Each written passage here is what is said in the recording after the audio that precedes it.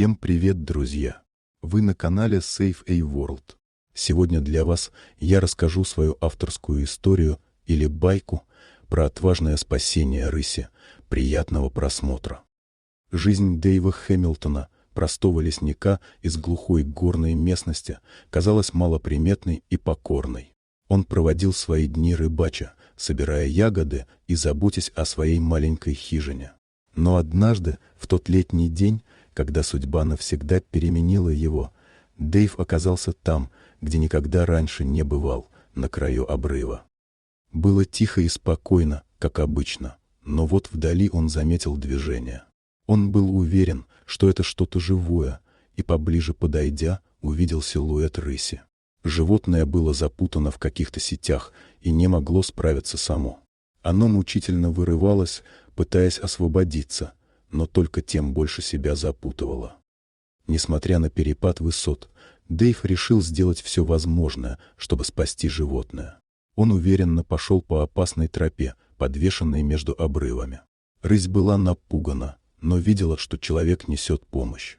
Мужчина успокаивал ее, как будто она могла понять его слова.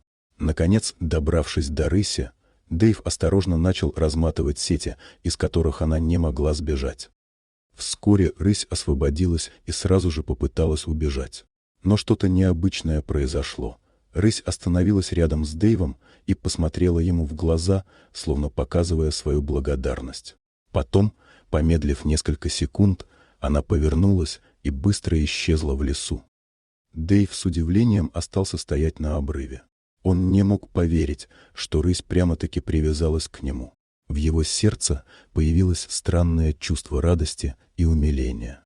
Неожиданный исход этой встречи поставил перед мужчиной вопрос: встречаются ли наши жизни случайно или все предрешено судьбой?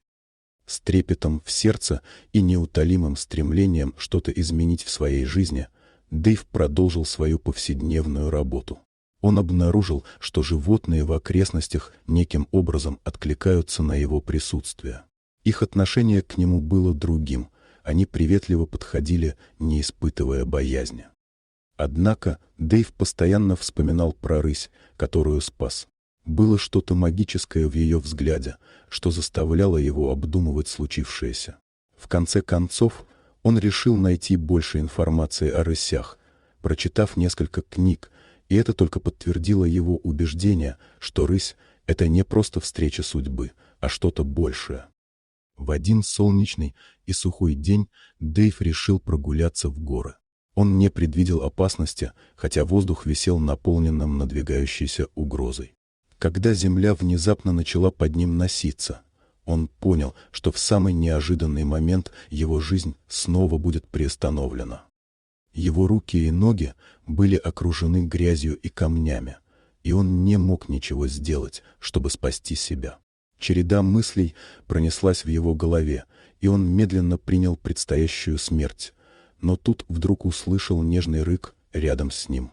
Он обернулся в сторону звука, и его сердце подскочило, когда увидел рысь, которая, казалось, пыталась помочь ему. С помощью своих когтей рысь начала осторожно расчищать грунт вокруг него. Она делала это нежно и аккуратно, не причиняя Дэйву даже малейшего вреда. Минуты казались бесконечными, но, наконец, рысь освободила Дэйва от земли и камней. Он смог подняться и обнял рысь. У него было ощущение, что они стали больше, чем просто компаньонами, они стали семьей. После этого эпизода Дэйв связался с Национальной службой природы и поделился со своими наблюдениями и переживаниями. Он привел их к месту, где произошел оползень, и они были поражены тем, как рысь решила спасти Дэйва. Эта история сразу стала сенсацией в мире природы и заставила людей задуматься о том, какие невероятные связи могут существовать между животными и людьми. Дэйв весьма скоро оправился от оползня, благодаря помощи рыси и заботе рейнджеров. Он был удивлен и благодарен, узнав, что в силу уникальной связи с рысью его история была известной на всем континенте. Вскоре после происшествия Дэйв начал работать в национальном парке в качестве рейнджера, специализируясь на обходе этих гор и рабочие места.